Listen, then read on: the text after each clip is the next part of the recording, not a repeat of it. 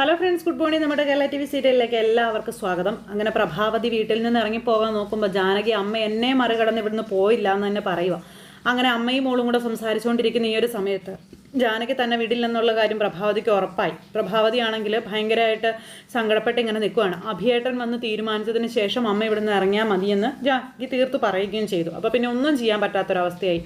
അങ്ങനെ ഇവർ സംസാരിച്ചുകൊണ്ടിരിക്കുന്ന ഈ ഒരു സമയം പ്രഭാവതി അവിടെ നിന്ന് പോയി. അത് കഴിഞ്ഞപ്പോഴത്തേക്ക് അഭി വീട്ടിലോട്ട് വന്നു. അഭി ജാനകിയോട് എന്താടോ എന്ന് ചോദിച്ചപ്പോഴേക്കും അമ്മ പോകാൻ ഇറങ്ങിയ കാര്യങ്ങളെപ്പറ്റി അതെല്ലാം ജാനകി പറയും. അപ്പോൾ അത് കേട്ട് കഴിഞ്ഞപ്പോഴത്തേക്കും ഭയങ്കര സങ്കടമായി അഭിക്കും.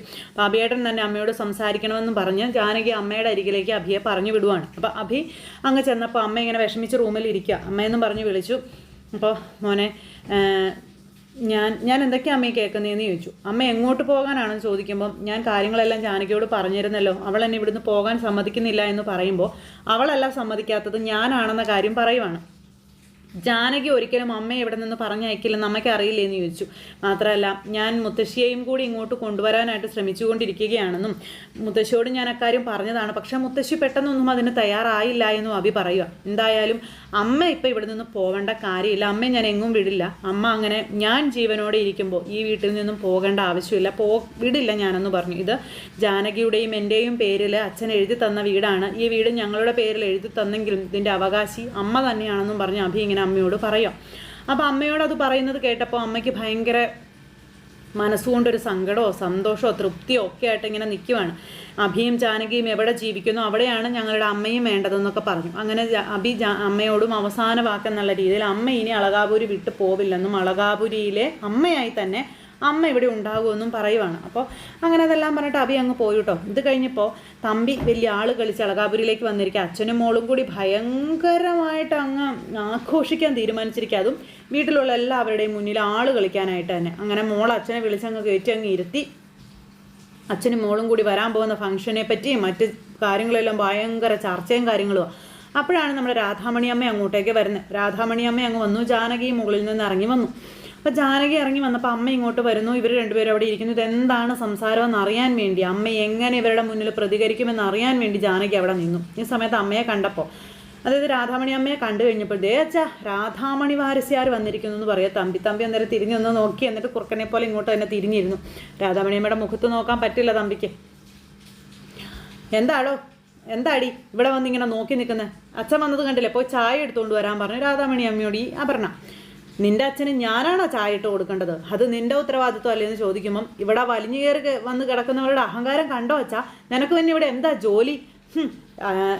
ജാനകിയുടെ ഇതും കണ്ട് ഇവിടെ കിടന്ന ആളാവരുതേ, ആ ധൈര്യത്തിൻ്റെ പുറത്ത് നീ തുള്ളരുത് കേട്ടോ എന്നൊക്കെ പറഞ്ഞ് രാധാമണി അമ്മയോട് ഇങ്ങനെ പറയുമ്പോൾ രാധാമണിക്ക് നിൽക്കാൻ ആരുടെയും ധൈര്യത്തിൻ്റെ ആവശ്യമില്ലെന്നും എനിക്ക് 2 കാലുണ്ട്, ഞാനിവിടെ നിൽക്കുമെന്നും പറഞ്ഞു.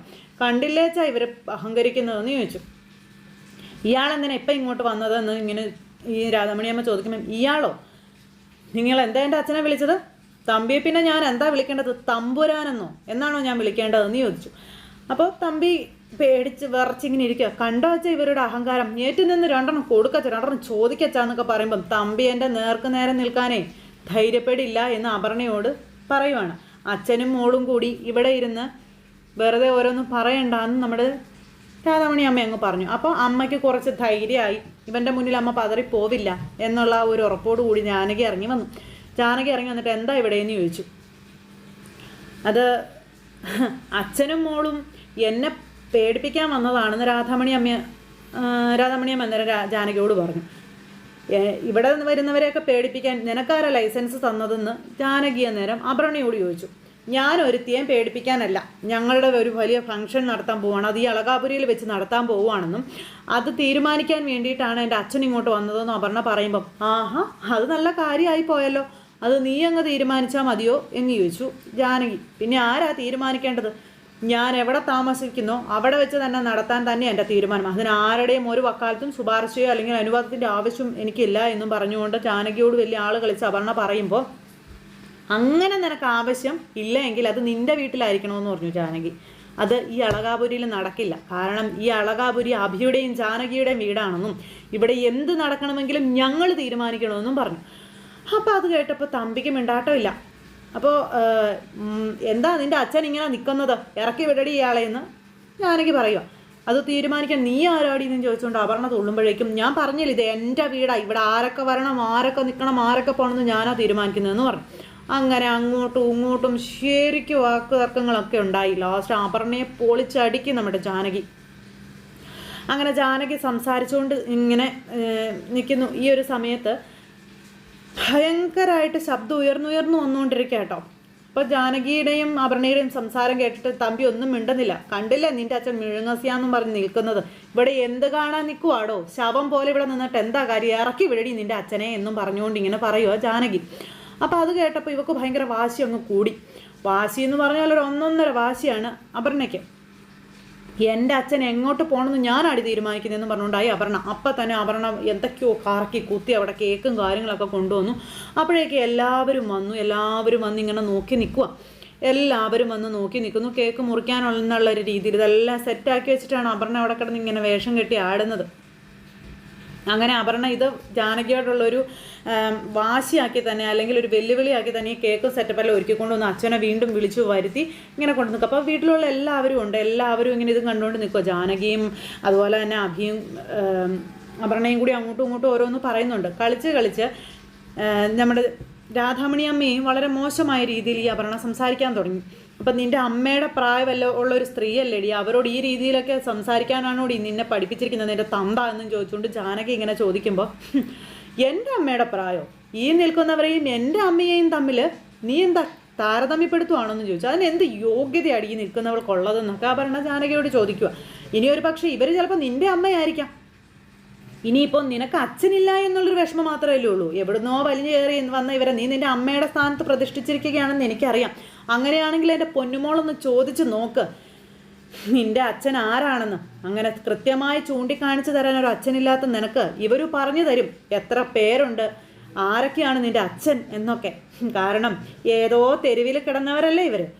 ആരുടെയൊക്കെ കൈമറിഞ്ഞിട്ടാണ് ഇവിടം വരെ എത്തിയതെന്ന് ആർക്കറിയാമെന്ന് പറഞ്ഞ് തീർന്നില്ല. നീ എന്താടി പറഞ്ഞതെന്ന് ചോദിച്ച് ചെവിക്കല്ലടിച്ച് കൊടുത്തു നമ്മുടെ ജാനകി അവക്കിട്ടണം. ഒന്നുകൂടി പറയടിയെന്നും പറഞ്ഞു.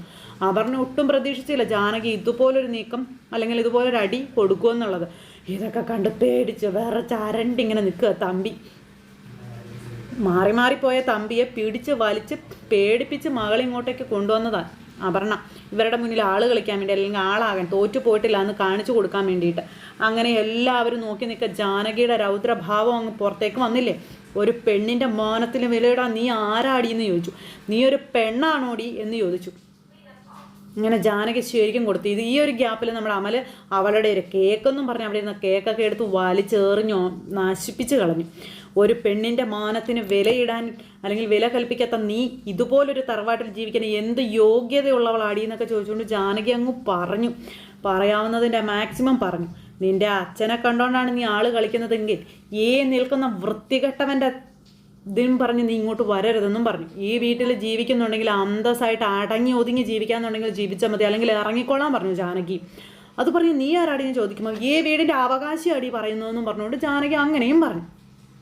അങ്ങനെ ജാനകി ഒരു വാക്കിന് പോലും ഇവരുടെ മുന്നിൽ വിട്ടുകൊടുക്കുന്നില്ല കേട്ടോ. അങ്ങോട്ടും ഇങ്ങോട്ടും ശരിക്കും വഴക്കുന്നു. അപ്പോൾ ജാനകിയെ തടയാൻ അഭിയും പോയില്ല. കാരണം ഇവളുടെ അഹങ്കാരം അത്രമാത്രം അതിര് കടന്നു. അങ്ങനെ അമ്മ വളരെ മോശം ഇതിൽ വന്നതാണ് എന്ന് കേട്ടപ്പോൾ അതുവരെ ഇതായിട്ട് നിന്നതാണ് നമ്മുടെ രാധാമണിയമ്മ. ആ രാധാമണിയമ്മയും പ്രതികരിക്കാൻ തുടങ്ങി. അങ്ങനെ രാധാമണിയമ്മ പ്രതികരിച്ചപ്പോൾ പറഞ്ഞു കൊടുക്കടാ തമ്പി എന്ന് തമ്പിയോട് പറയാം അപർണയുടെ മുന്നിൽ വെച്ച്. ഈ രാധാമണി വാരസ്യാർ എങ്ങനെയാണ് ഇവിടം വരെ എത്തിയതെന്ന് നിൻ്റെ മകൾക്ക് നീ പറഞ്ഞു കൊടുക്കുന്നോ അതോ ഞാൻ പറഞ്ഞു കൊടുക്കണോ എന്ന് രാധാമണിയമ്മ ചോദിക്കുമ്പോഴത്തേക്കും തമ്പിയുടെ ഗ്യാസൊക്കെ പകുതി പോയിക്കൊണ്ടിരുന്ന മുഴുവനായിട്ട് അങ്ങ് പോയി. തമ്പി പേടിച്ച് വിറച്ച് അരണ്ട് ഇങ്ങനെ നിൽക്കുക കിളികിലാ വിറച്ച്. അപ്പോൾ എൻ്റെ അച്ഛൻ്റെ അഭിമാനത്തെ ചോദ്യം ചെയ്യാൻ നിങ്ങളാരാണെന്ന് ചോദിച്ചുകൊണ്ട് അപർണ ചെയ്യുമ്പം നിർത്തടി, അഭിമാനം എന്ന് പറയുന്നത് നിൻ്റെ തന്തയുടെയും കുത്തകയല്ലെന്നും പറഞ്ഞുകൊണ്ട് നമ്മുടെ ജാനകി അതിനും കൊടുത്തു. എന്തായാലും അളകാപുരം നിന്ന് കത്തിക്കൊണ്ടിരിക്കുക നമ്മുടെ ജാനകി. അധികം താമസിയാതെ അടിച്ച് വെളിയിൽ കളയും അപർണയെന്ന് പറയുന്ന രാക്ഷസിയെയും രാക്ഷസിയുടെ അപ്പനെയും. അതിന് അമലും ഉണ്ടാകും, നമ്മുടെ ജാനകിയും ഉണ്ടാകും. ഇതെല്ലാം കണ്ടിട്ട് ഇത് എന്നതാ സംഭവം എന്ന് പോലും മനസ്സിലാകാതെ ഒരറിവും ഇല്ലാത്ത രീതിയിൽ ഇതേ നിൽക്കുന്നു അവിടെ അജയ് എന്ന് പറയുന്നവൻ. അജയ്ക്കാണെങ്കിൽ എങ്ങനെയെങ്കിലും നിരഞ്ജന തിരിച്ചു വരണേ എന്ന് മാത്രമേ ഉള്ളൂ. നിരഞ്ജന വന്നപ്പോഴാണെങ്കിലും നിരഞ്ജനയോടൊന്ന് സംസാരിക്കാൻ നിരഞ്ജനയുടെ നേരെ നോക്കിക്കൊണ്ട് ഇങ്ങനെ നിൽക്കുക. പക്ഷെ നിരഞ്ജന ഇയാളെ മൈൻഡ് പോലും ചെയ്യുന്നതുമില്ല. എന്തായാലും ഇതിനിടയിൽ ഒരുപാട് പറഞ്ഞാൽ തീരാത്ത, പറയാൻ വാക്കുകളില്ലാത്ത, നമ്മളൊന്നും സ്വപ്നത്തിൽ പോലും വിചാരിക്കാത്തതായിട്ടുള്ള വിശേഷങ്ങളും കാര്യങ്ങളും, അല്ലെങ്കിൽ അടിയും പിടിയും വാഗ്വാദങ്ങളും ഒക്കെ ആയിട്ട് നല്ല അടിപൊളി എപ്പിസോഡുകൾ വരുന്നുണ്ട്. എന്തായാലും അപർണ ഇനി പൊടിക്ക് ഒതുങ്ങുന്നത് തന്നെയായിരിക്കും അപർണയ്ക്ക് നല്ലത്. അല്ലെങ്കിൽ ജാനകി അവളെ ഒതുക്കും, അവളെ അടിച്ചൊതുക്കി ഭിത്തിയെ കയറ്റും, അതിന് യാതൊരു സംശയമില്ല. അപ്പോൾ നല്ല സൂപ്പർ ഹിറ്റ് വിശേഷങ്ങളുമായിട്ട് കാണാം അടുത്ത ആഴ്ചയിൽ. അപ്പോൾ എല്ലാവർക്കും നല്ലൊരു ദിവസം ആശംസിച്ചോട് നിർത്തുകയാണ്. അടുത്ത സൂപ്പർ ഹിറ്റ് കഥയുമായി കാണുന്നത് വരെ എല്ലാവർക്കും നന്ദി. അതോടൊപ്പം നമ്മുടെ ചാനൽ ആദ്യമായിട്ട് കാണുന്നവരുണ്ടെങ്കിൽ ഒന്ന് സബ്സ്ക്രൈബ് ചെയ്യണേ. തൊട്ടടുത്ത് കാണുന്ന ബെൽ ബട്ടൺ അമർത്തി കഴിഞ്ഞിട്ടുണ്ടെങ്കിൽ നമ്മുടെ വീഡിയോസ് എളുപ്പത്തിൽ കാണാൻ കഴിയുന്നതായിരിക്കും. അപ്പോൾ ഒരിക്കൽ കൂടി എല്ലാവരോടും ഹൃദയത്തിൻ്റെ ഭാഷയിൽ 1000 നന്ദി അറിയിച്ചുകൊണ്ട് വീണ്ടും കാണാമെന്നുള്ള ശുഭപ്രതീക്ഷയോടുകൂടി നിർത്തുന്നു. എല്ലാവർക്കും tata, see you again, take care, bye bye, happy Saturday.